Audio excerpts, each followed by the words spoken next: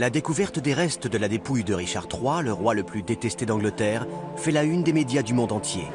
Les ADN ont été comparés. Je me suis mise à danser dans le labo. Les ossements de Richard III ont été retrouvés sous un parking. La dépouille du dernier roi Plantagenet. Mais les coulisses de cette découverte n'ont jamais été révélées. Si j'avais creusé 50 cm plus à l'est, on serait passé à côté. Ce documentaire retrace l'histoire de cette découverte du premier coup de pelleteuse aux dernières analyses médico-légales. On prend les dents et on les broie pour essayer d'extraire l'ADN de la poudre obtenue. Notre équipe a été la seule à pouvoir observer les scientifiques à l'œuvre et recueillir leurs témoignages. Je pense que c'est ce qui a causé la blessure que l'on peut voir sur le crâne. Les archéologues nous révèlent des faits inédits. Ça pourrait vouloir dire que cet homme était ligoté quand il a été enterré. Et les surprises qu'ils ont eues. Joe pensait qu'il pouvait s'agir d'une femme. Si c'était vrai, je n'avais plus qu'à aller me rhabiller. Voici les coulisses de l'une des plus grandes enquêtes archéologiques de tous les temps. À la recherche du roi perdu d'Angleterre.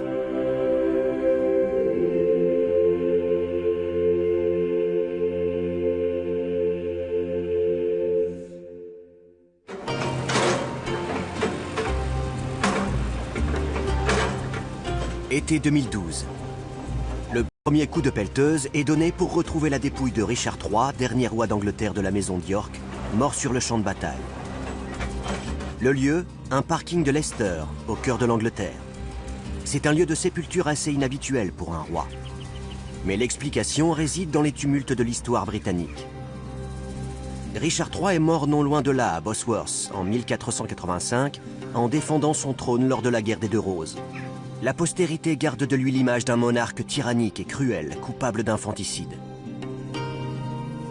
Une funeste réputation que les historiens de son époque, et plus tard Shakespeare, avec sa pièce Richard III, contribueront à perpétuer. I can smile, and murder whilst I smile, and cry content to that which grieves my heart, and wet my cheeks with artificial tears, and frame my face to all occasions.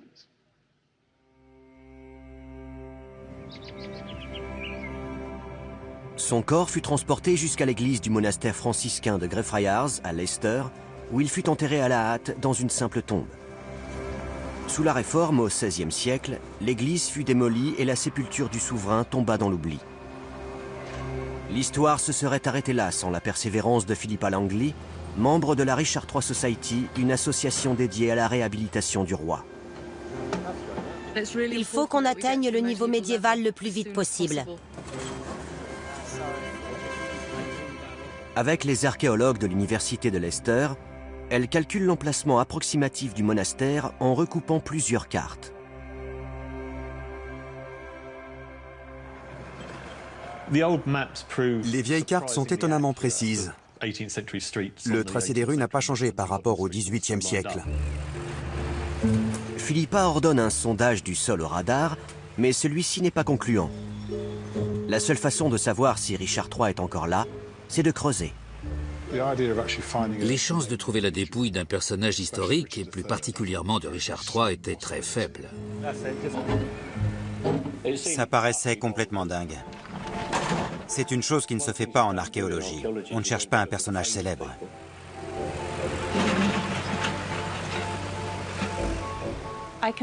J'avoue qu'on était tous assez sceptiques. Le premier jour, je me souviens m'être dit « Ça va bien se passer. On ne va rien trouver, mais ça va bien se passer. » Pas trop profond.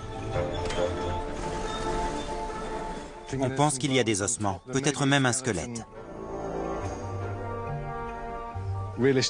Je pensais qu'on allait trouver les vestiges d'un monastère, creuser quelques tranchées à l'aveugle, reboucher et plier bagages.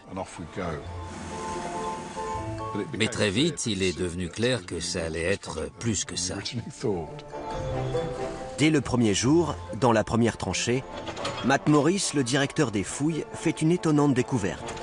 Mais personne ne réalise encore sa portée. J'ai trouvé quelques ossements, mais ça ne m'a pas surpris outre mesure.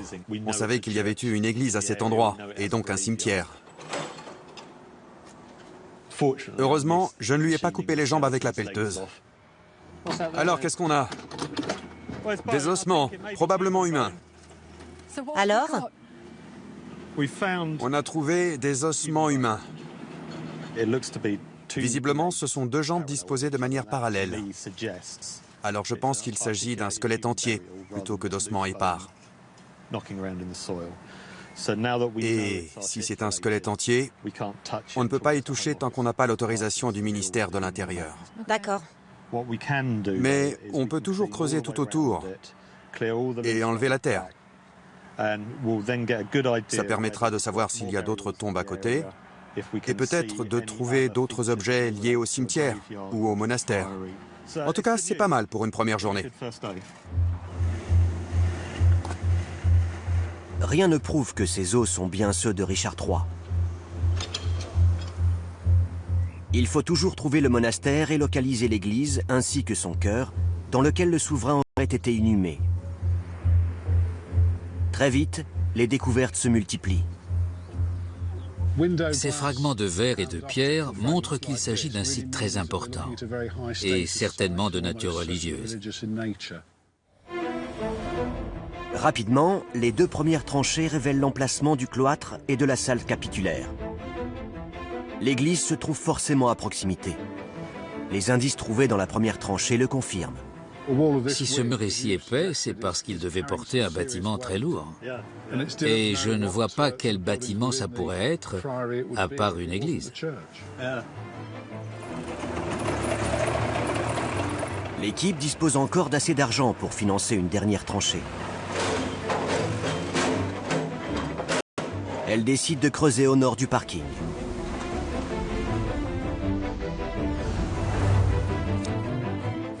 Un choix inspiré qui donne l'occasion de faire de nouvelles découvertes. Les ornements sont très riches. On a trouvé de nombreux fragments de sol, des fragments de sol en mortier. Et on s'est tout de suite dit que c'était l'église. Ça ne pouvait pas être autre chose. Les découvertes effectuées en un peu plus d'une semaine dépassent toutes les attentes. Les deux premières tranchées ont permis de mettre au jour le cloître et la salle capitulaire, et la troisième a révélé l'emplacement de l'église.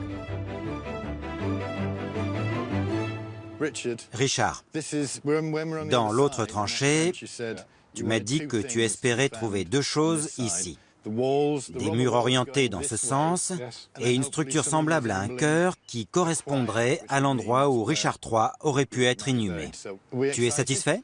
Très. On n'avait qu'un mur ici. Il en fallait deux pour conclure que c'était un bâtiment. Et puis on a retrouvé des fragments de sol en mortier entre les deux murs. Donc oui, c'est exactement ce qu'on cherchait.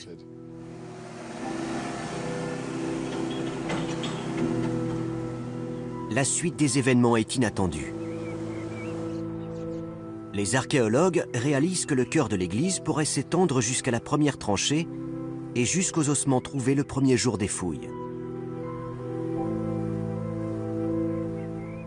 Tout à coup, ces ossements sont devenus beaucoup plus intéressants. Cela signifiait qu'il y avait une sépulture à l'intérieur de l'église, sur le côté est. Et c'était exactement ce qu'on cherchait. Tous nos doutes se sont envolés. On avait réussi à creuser exactement où il fallait et on avait trouvé tout ce que nous cherchions.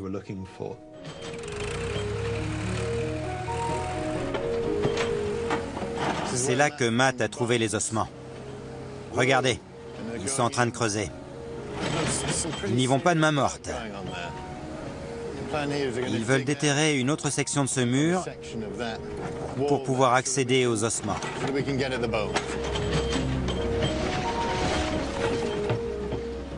Est-ce que tu penses que les briques pourraient tomber? Non, il est bien protégé. Il n'est pas si exposé que ça. La terre le protège. Joe Appleby, ostéologue de l'université de Leicester, est venu nous aider à exhumer le squelette. Elle porte cette tenue non pas pour se protéger, mais pour éviter de contaminer l'ADN des ossements qu'elle s'apprête à analyser.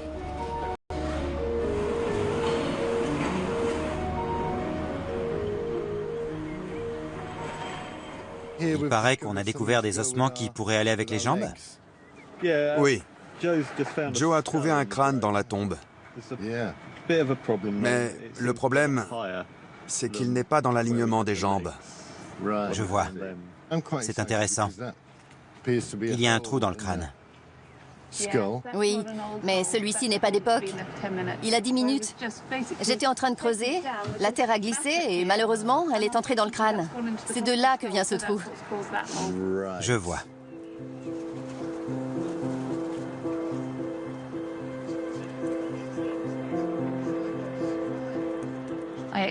J'ai déterré les jambes et tout semblait normal. J'ai déterré les bras et là non plus, il n'y avait rien à signaler. Puis j'ai commencé à déterrer la colonne vertébrale.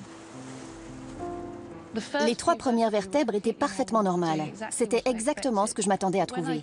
Mais quand je suis arrivée à la 5e lombaire en partant du bas, la suivante n'était pas à l'endroit où elle était censée être. Je n'arrivais pas à la trouver.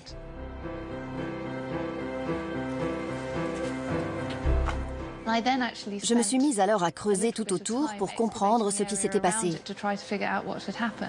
Et j'ai découvert que la 6e vertèbre était complètement décalée par rapport à la 5e. J'ai réalisé qu'il s'agissait probablement d'une découverte historique, parce qu'on sait que Richard III avait une scoliose.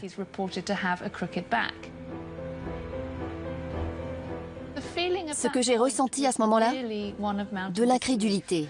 Je ne m'attendais pas du tout à trouver le squelette de Richard III. Cette découverte relève du miracle. L'équipe admet elle-même que les chances étaient infimes. On a creusé les tranchées à l'aveugle pour vous montrer combien les chances de trouver quelque chose étaient maigres. Si j'avais creusé 50 cm plus à l'est, on serait passé à côté et on n'aurait jamais su qu'il était là. Quand j'ai compris que ça s'était joué à si peu, je me suis dit, on a eu chaud. Il s'en est fallu de peu. Mais le squelette du roi a été retrouvé. À présent, c'est un nouveau voyage qui commence pour lui. Un voyage dans le monde de la science contemporaine.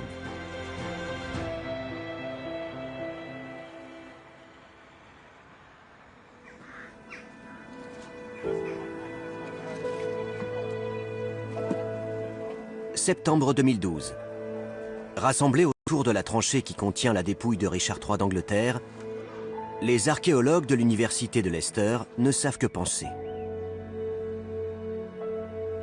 J'aurais pu me dire que c'était une tombe parmi tant d'autres. Mais ce squelette s'est humanisé à mes yeux. C'était potentiellement le corps que l'on cherchait. Il avait un nom, on avait vu des portraits de lui, on connaissait son histoire, on savait qu'il était mort au combat. Alors oui, j'étais très ému. Et je vous mentirais si je vous disais que je n'ai pas eu la chair de poule quand j'ai regardé au fond de ce trou et que j'ai vu cette colonne déformée et ce crâne abîmé. C'était un moment d'une grande intensité.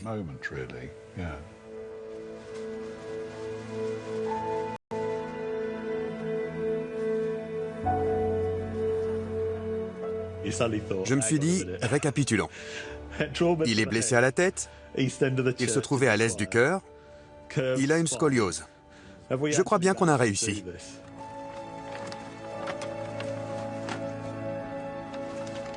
Un fémur. Oui, un fémur. Nous avons exhumé la colonne vertébrale en dernier.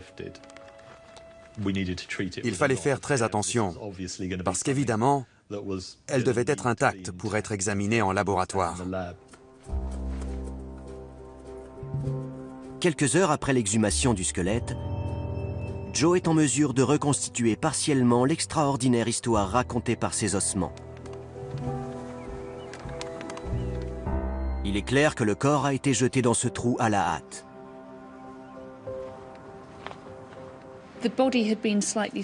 Le corps était un peu à l'étroit dans la tombe et le crâne touchait la paroi.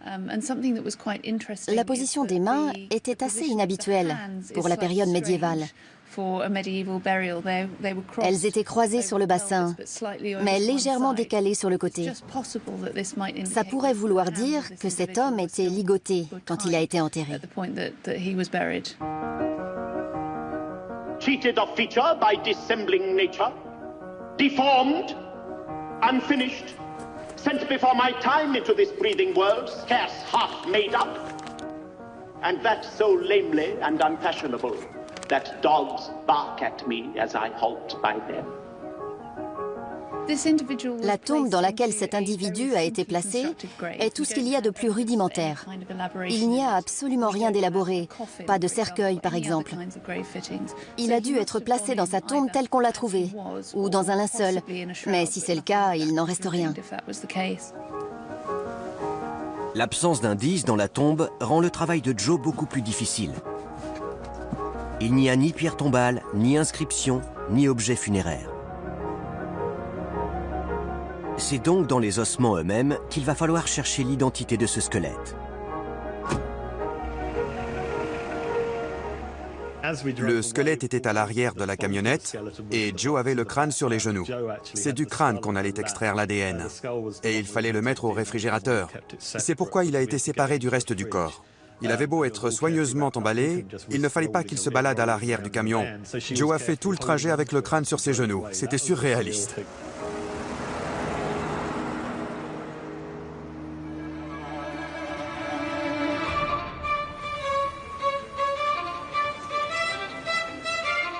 Ces ossements n'ont pas fini de faire parler d'eux.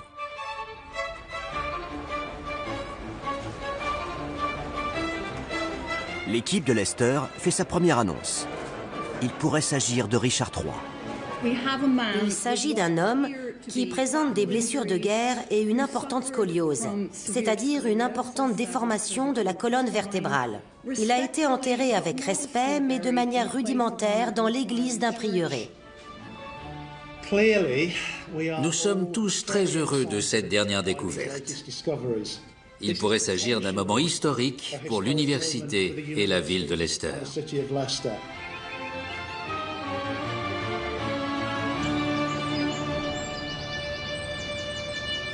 Mais en coulisses, l'équipe a du pain sur la planche. Scanner, datation au carbone, séquençage d'ADN, reconstruction faciale, analyse du squelette. Rien n'est laissé au hasard et tous ces résultats doivent converger pour appuyer l'hypothèse des chercheurs. C'est une grosse responsabilité. Je suis au début de ma carrière et si je fais la moindre erreur, cela risque de me faire beaucoup de tort. Alors oui, je suis un peu stressée. Si les scientifiques ne parviennent pas à prouver qu'il s'agit de Richard III, tout le travail des archéologues sera réduit à néant. C'est à Turi King, généticienne, qu'incombe l'une des tâches les plus délicates. Extraire l'ADN de ces ossements vieux de plus de 500 ans.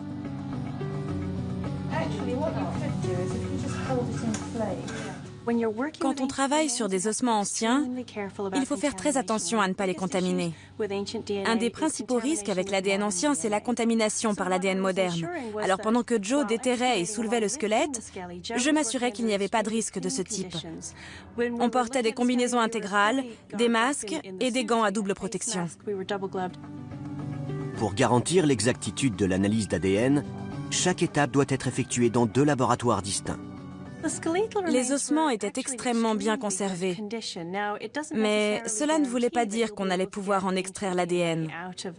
Cela dépend entièrement du sol. J'espérais trouver des dents, parce que c'est généralement ce qui se conserve le mieux. On procède de la manière suivante. On prend les dents et dans une salle blanche, on les nettoie minutieusement. On les broie, puis on essaie d'extraire l'ADN de la poudre obtenue. Au premier abord, cela paraît simple. Mais l'ADN est divisé en milliers de petits fragments. Les assembler est un travail de fourmi qui peut prendre des mois.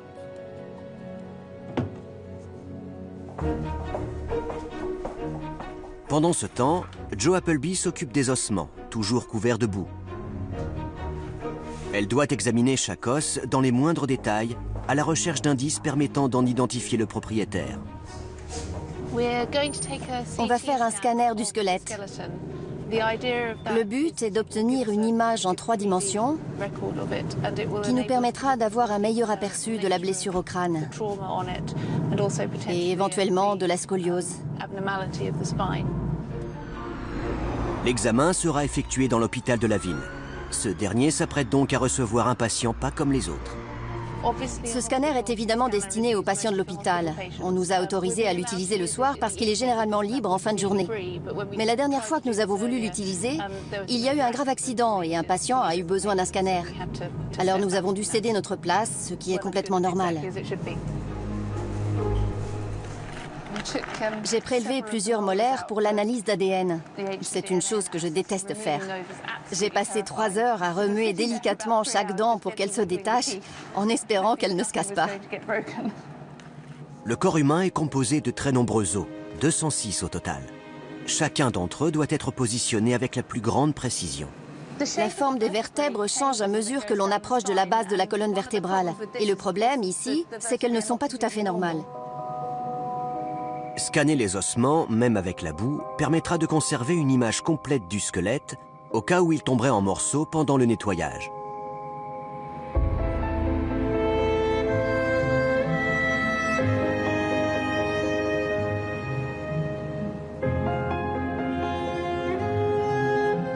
C'est la première fois que nous scannons un squelette. Et le fait de se dire que cela pourrait être un roi, ça change tout.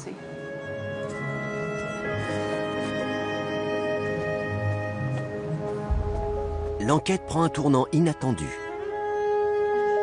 L'examen du squelette révèle certains éléments qui remettent tout en question. Il n'est pas impossible que ce squelette soit celui d'une femme. Certains éléments du bassin sont plus larges que ceux à quoi on pourrait s'attendre sur un squelette masculin.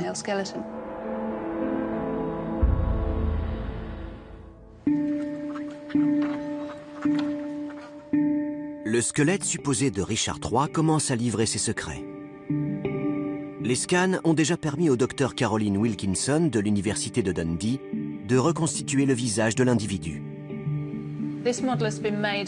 Nous avons superposé les différentes couches de reconstruction pour créer cette maquette en 3D.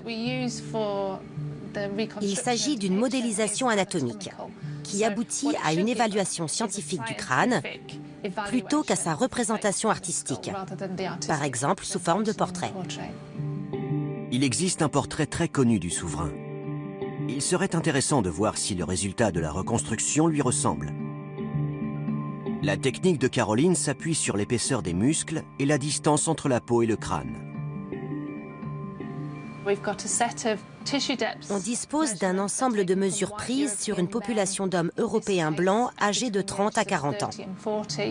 Sur la base de ces mesures, le logiciel place des chevilles virtuelles qui donnent une carte de contour facial. C'est ce qui va nous permettre de produire une représentation et de construire petit à petit la structure musculaire à partir du crâne.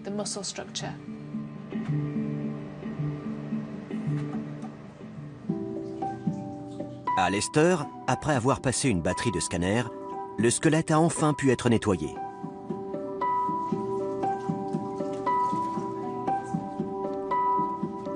Le travail de Joe peut commencer. Je vais faire une évaluation plus précise de l'âge du squelette. Je vais répertorier de manière détaillée les caractéristiques qui permettent de déterminer son sexe, même s'il suffit de l'examiner pour ça. Et je vais prendre toute une série de mesures. Selon les données relevées, l'individu devait mesurer environ 1,73 m et est mort autour de l'âge de 30 ans. Richard III est mort à 32 ans. Mais le plus intriguant, c'est la déformation de la colonne vertébrale. Pour définir et classifier cette scoliose, on fait appel au docteur Pierce Mitchell, un éminent spécialiste en matière de déformation de la colonne vertébrale. La scoliose est une déformation en 3D de la colonne vertébrale. La colonne vertébrale prend la forme d'un S. Ce squelette présente une scoliose très importante. Les mesures obtenues à partir des clichés pris dans la tombe indiquent que la courbure était de 60 à 80 degrés, ce qui est énorme. Pierce rejoint l'équipe pour nous donner son avis sur ces ossements. Nous avons assemblé les ossements et reconstitué au mieux la scoliose. Je vais vous montrer quelques-uns de ces os. Ici, on peut voir que l'os a poussé autour des ligaments qui relient cette vertèbre à celle du dessus. Cela indique que la scoliose était très importante. chose fascinante, Pearce est en mesure d'affirmer que cette scoliose n'était pas présente à la naissance. Quand on examine ces os, on peut voir qu'ils ont une forme à peu près normale. Cette scoliose n'est donc pas de type congénital. Mais on sait qu'elle est apparue avant la fin de la croissance, car on peut voir des changements très subtils sur les os qui suivent la courbe de la scoliose. Ces os se déforment légèrement. Il est donc assez probable que la déformation de la colonne vertébrale soit apparue entre 10 ans et 13 ans, au moment où la plupart des garçons ont une forte poussée de croissance. À l'intérieur, les effets sont impressionnants. Mais ils le sont encore plus à l'extérieur, comme on peut le voir sur ce cliché d'un patient contemporain. Une scoliose influe également sur la taille. Ainsi, Richard III ne devait pas faire 1,73 m, me laissent penser les premières estimations. La scoliose devait aussi fatiguer son cœur et ses poumons, et être à l'origine de fortes douleurs. Je repense à la pièce de Shakespeare. Est-ce que vous croyez qu'il avait un bras atrophié ou qu'il présentait une anomalie? Si vous comparez l'humérus droit à l'humérus gauche, ils font exactement la même taille. Même chose pour les avant-bras, ils sont symétriques. Il n'y a donc aucune raison de penser qu'un bras était plus petit que l'autre. Ce qui est frappant en revanche, c'est que les radius sont relativement graciles et féminins. Ces os, et plus particulièrement ceux des bras, ne présentent pas de marques prononcées d'attachement musculaire et sont assez fins. Il devait être plus frêle que ses contemporains, qui auraient présenté des marques d'attachement musculaire prononcées sur les os. Son bassin présente aussi certaines particularités. Les échancrures sciatiques, par exemple, sont plus larges que celles qu'on voit d'habitude sur un squelette masculin. Mais cela ne veut rien dire. On peut avoir des échancrures sciatiques féminines et être un homme. Eh bien ça ne nous arrange pas. Il y a eu des hauts et des bas. Ce qui m'a le plus découragé, c'est quand Joe a examiné le squelette et m'a envoyé un courriel pour me dire qu'il pouvait s'agir d'une femme. Pour moi, c'était inenvisageable. Mais si c'était vrai, je n'avais plus qu'à aller me rhabiller.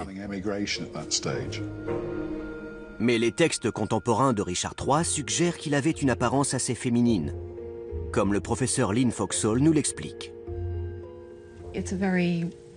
Voici une description assez intéressante. Écoutez, frêle de corps et de peu de force. Le mot vis, qui veut dire force en latin, est assez intéressant. Il s'applique le plus souvent aux hommes.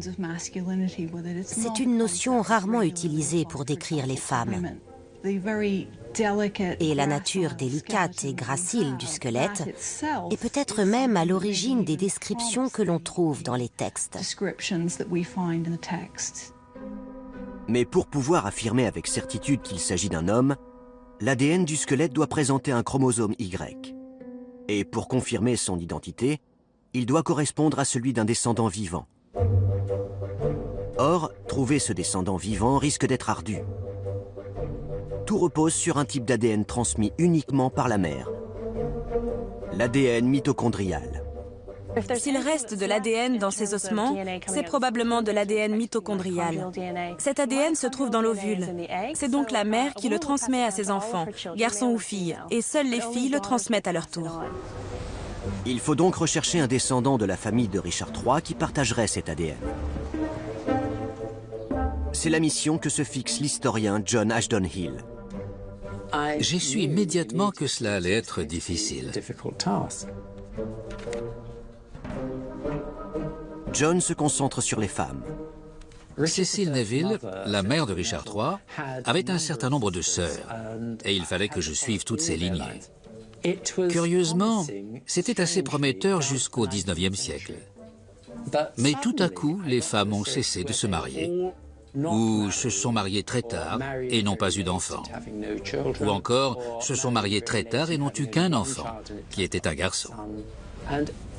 Et toutes mes pistes se sont arrêtées là. J'ai quand même réussi à trouver une lignée de femmes qui a perduré jusqu'à aujourd'hui. Cette descendante de la famille royale s'appelait Joyce Ibsen. Joyce est morte, mais son fils Michael a hérité de son ADN mitochondrial. Nous l'avons retrouvé dans le nord de Londres, où il exerce le métier d'ébéniste. Si l'ADN du squelette correspond à celui de Michael, l'équipe pourra affirmer avec certitude que le squelette trouvé à Leicester est bien celui de Richard III. Bonjour. Je cherche le neveu de Richard III. C'est bien ici? Oui, c'est ici. Le dernier des Plantagenets. Eh bien, peut-être. Vous saviez que vous aviez du sang royal? Non, je n'en avais aucune idée. Jusqu'à ce que John Ashton Hill contacte ma mère en 2005 et lui annonce qu'elle descendait d'Anne d'York, la sœur aînée de Richard III. L'ADN, cela fait partie de votre identité. Une partie de moi descend directement de la famille de Richard III. Et ça fait réfléchir. Parfois, je trouve cela assez effrayant.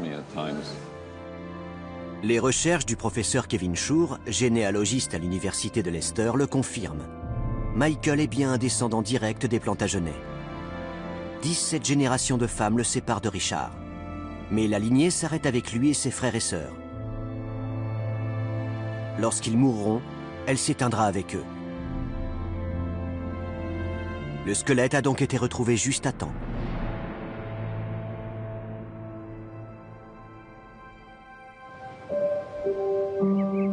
À Leicester, Michael rencontre Turi King, la généticienne du projet. C'est fantastique.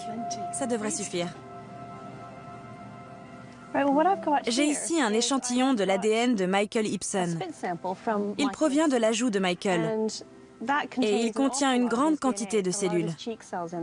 Je vais en prélever un petit échantillon, extraire l'ADN, puis séquencer l'ADN mitochondrial et le comparer avec celui du squelette. Cette fois-ci, Turi n'aura besoin que de quelques jours pour analyser et séquencer l'ADN de Michael, qui est en bien meilleur état que celui du squelette. Ça, c'est un extrait du séquençage de l'ADN de Michael. Et ça, un extrait de celui de mon père. Et on peut voir qu'il y a des différences entre ces deux fragments d'ADN. L'enchaînement des nucléotides n'est pas tout à fait le même. C'est ce qui permet de différencier un fragment d'ADN mitochondrial d'un autre. Ce que je vais faire, c'est séquencer l'ADN de la même partie du squelette et comparer l'enchaînement des nucléotides. Et avec un peu de chance, ils correspondront parfaitement. Tandis que la chasse à l'ADN bat son plein, l'autre équipe de Leicester fait des découvertes étonnantes sur le squelette. Elles ne révèlent pas seulement les circonstances de la mort de Richard, mais permettent aussi de déterminer dans quel ordre ces blessures ont été infligées et par quelles armes elles ont été causées. Enfin, elles en disent long sur l'ultime combat du roi pour défendre sa couronne et sa vie. Le coup lui a été fatal. 5 mois après avoir commencé leur fouille, les scientifiques ne sont pas loin de prouver que le squelette trouvé est celui de Richard III. Une tombe médiévale dans un lieu sacré, une scoliose et le même âge que le roi à sa mort. Un descendant de la lignée féminine de Richard III a été retrouvé et son ADN va pouvoir être comparé à celui du squelette. Pendant ce temps, un autre test devrait permettre de reconstituer le puzzle. La datation au carbone 14 est utilisée depuis les années 1940. C'est une méthode scientifique qui permet de dater les organismes vivants. Elle repose sur un principe simple. Tous les organismes vivants absorbent une certaine quantité de carbone 14, un isotope radioactif du carbone, et cette quantité se met à diminuer à un rythme donné lorsque l'organisme meurt. La technique consiste à prélever un échantillon sur le squelette et à isoler ses composants.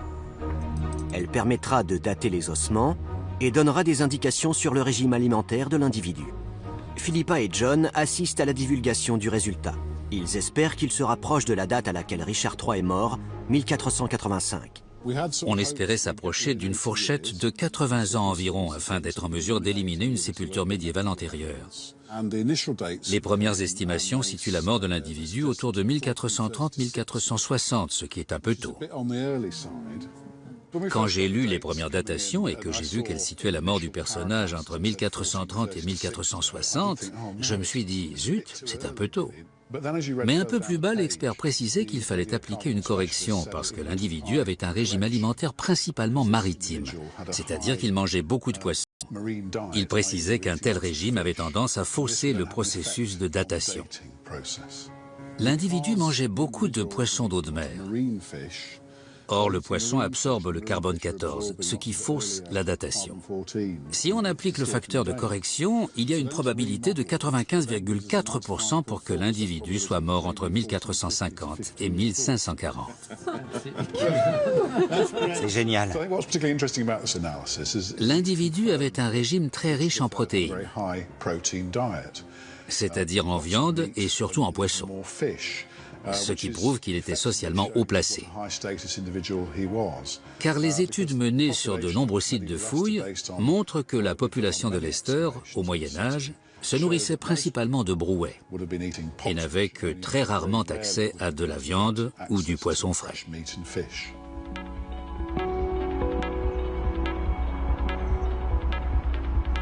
À Dundee, en Écosse, la reconstruction faciale menée par Caroline progresse.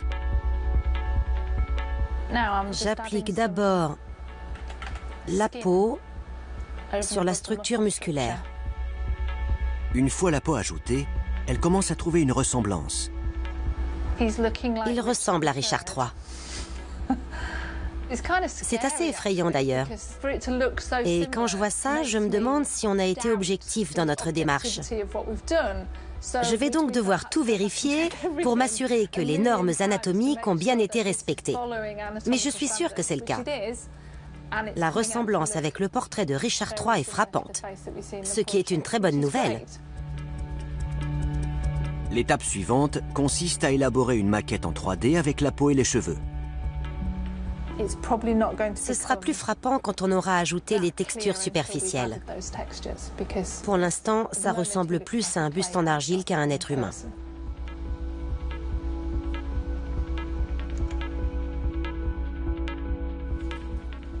C'est formidable, n'est-ce pas? Regardez ce niveau de détail. À Leicester, une autre enquête est en cours. Sarah Ainsworth, ingénieure en matériaux, et Bob Woosnam Savage, expert en armes, tentent d'identifier les armes qui ont causé les blessures visibles sur le squelette. On dirait presque un cratère. Oui, c'est l'œuvre d'une lame. Cette lésion au sommet du crâne est très intéressante. Il y a encore de l'os dans l'espace qui sépare ces deux fragments. Le coup a été suffisamment fort pour briser le crâne, mais pas pour le transpercer et faire sauter ce bouchon d'os. Nous avons identifié un certain nombre de blessures sur le squelette. Ce qui est intéressant, c'est qu'aucune n'avait commencé à guérir, ce qui signifie qu'elles ont toutes été infligées au moment de sa mort. Les spécialistes Joe Appleby, Stewart Hamilton et Bob Woosnam Savage identifient la manière dont les coups mortels ont été portés. Plusieurs blessures sur ce squelette nous permettent de comprendre ce qui s'est passé juste avant et juste après sa mort. Ici, on a une sorte de cratère et on pense que ça a été causé par une action tranchante. Quelqu'un lui a coupé le sommet du crâne en l'effleurant avec une lame acérée. La lame a créé une sorte de cratère. On peut encore voir des stries à l'endroit où elle est entrée et sortie. Bob pense que la blessure a été causée par une épée, mais pas par une arme lourde et émoussée. Quelque chose de plus moderne. Ces armes étaient ce qui se faisait de mieux à l'époque. Cette fine épée médiévale est un instrument de précision. Elle a été conçue pour tuer, et elle a été parfaitement pensée pour ça. Son point d'équilibre se trouve ici.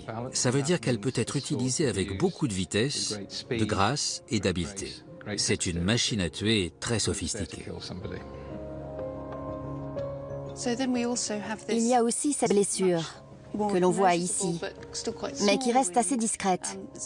C'est une blessure pénétrante, comme vous pouvez le voir. La plaie d'entrée, au sommet du crâne, est très petite.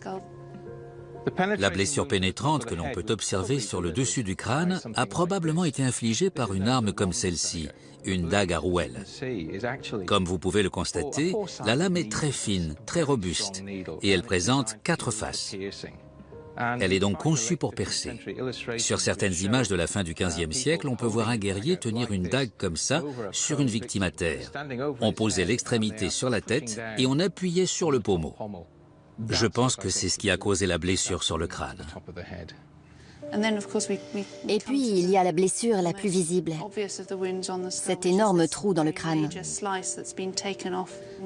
On a même retrouvé une partie du morceau manquant. C'est une blessure très impressionnante. Le coup a dû être extrêmement violent pour ouvrir le crâne comme ça.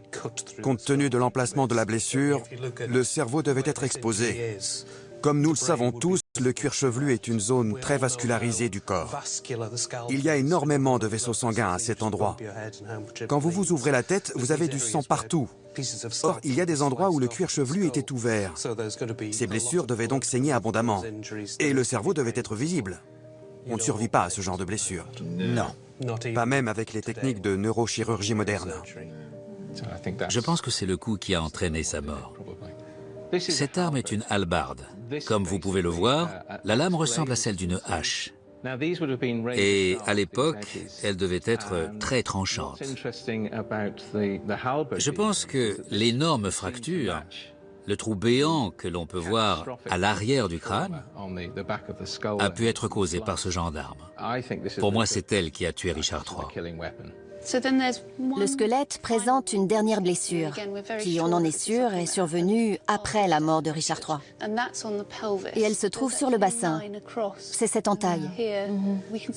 Il s'agirait vraisemblablement d'une blessure infligée par derrière. Et l'arme a traversé. On pense qu'il a été poignardé avec une arme blanche. Dans les fesses? C'est ça. D'accord.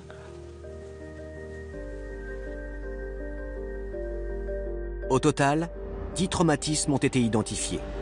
Une petite blessure pénétrante au sommet du crâne, 3 blessures de rasage provoquées par des coups obliques, une estafilade dans la pommette causée par une dague, une entaille dans la mâchoire, 2 fractures fatales à la base du crâne, une entaille dans les côtes et un coup visant à humilier la victime porté probablement après sa mort. Il pouvait également y avoir de nombreux autres traumatismes qui n'ont laissé aucune trace sur le squelette. L'association de la courbure de la colonne vertébrale et de la disposition des blessures qui ont entraîné la mort suggère fortement qu'il s'agit bien de Richard III.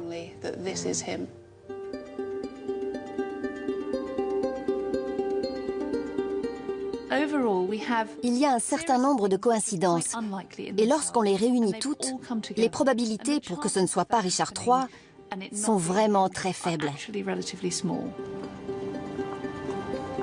Il ne manque plus que la preuve ultime. Une correspondance de l'ADN. Turiking réunit les médias pour leur annoncer le résultat de l'analyse. Je ne sais vraiment pas quel est le résultat. Bonjour. Bon. Si l'on compare l'ADN de Michael et celui du squelette, ils correspondent. Ça alors? L'enchaînement des nucléotides est le même sur les 2 fragments d'ADN. Richard III et Michael partagent même un type d'ADN mitochondrial extrêmement rare, appelé haplogroupe J1C2C, et porté par 1 à 2% de la population. Cela rend la correspondance encore plus fiable. Quand j'ai reçu les premiers séquençages et que j'ai réalisé qu'ils correspondaient, je suis restée sans voix. J'étais très émue. Turiking explique également qu'elle est parvenue à isoler un chromosome Y, ce qui prouve qu'il s'agit bien d'un homme. Ce qui était formidable avec cette nouvelle, c'est qu'elle nous permettait d'affirmer avec certitude qu'on avait trouvé Richard III. Sans cette correspondance de l'ADN, ce serait resté une probabilité. Pour corroborer les résultats de l'analyse génétique, Kevin Schurer et Turiking ont pu étudier un second échantillon d'ADN d'un autre descendant de Richard III, une femme cette fois-ci. Et une fois de plus, Les ADN correspondent. Je suis maintenant en mesure d'affirmer que l'ADN maternel des descendants de Richard III et celui du squelette trouvé sur le site de Greyfriars correspondent.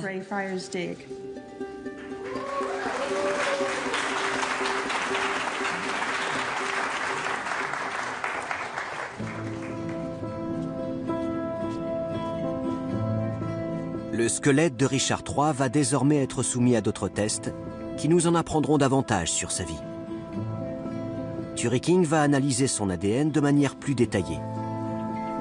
Elle va comparer son chromosome Y à celui de ses descendants masculins. Elle recherche des signes éventuels de maladies héréditaires. Le squelette de Richard III n'a pas fini de révéler ses secrets. C'est surréaliste. Je pense que c'était le bon moment. C'est le destin qui a parlé. Les probabilités étaient tellement faibles, aucun d'entre nous ne s'attendait à trouver le squelette d'un roi. Combien d'archéologues ont cette chance?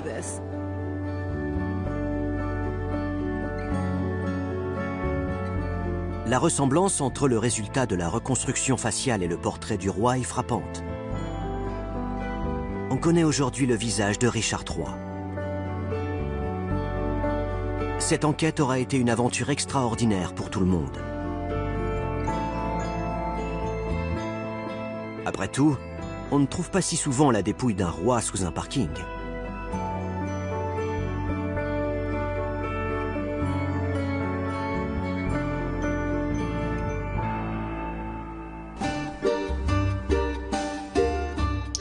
Dans un instant, votre soirée science grand format continue avec la légende des Templiers. Un ordre de chevalerie qui nourrit encore aujourd'hui bien des fantasmes.